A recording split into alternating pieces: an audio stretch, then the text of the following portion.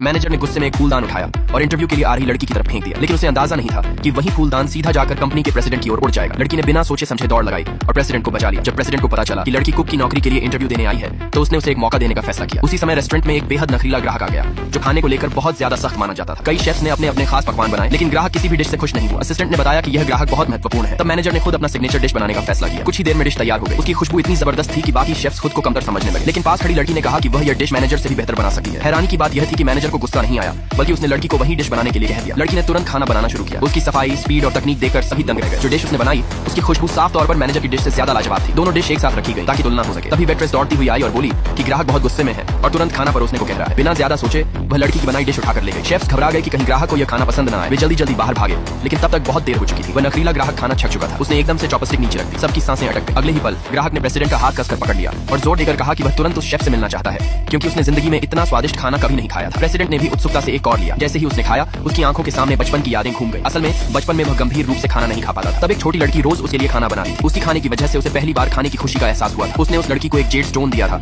और वादा किया था कि बड़ा होकर उससे शादी करेगा, लेकिन घर बदलने के बाद वे कभी दोबारा नहीं मिल पाए। वह लड़की को सालों से ढूंढ रहा था और आज आखिरकार वह उसे मिल गई थी। लेकिन तभी मैनेजर आगे आया और बोला कि वह डिश उसी ने बनाई।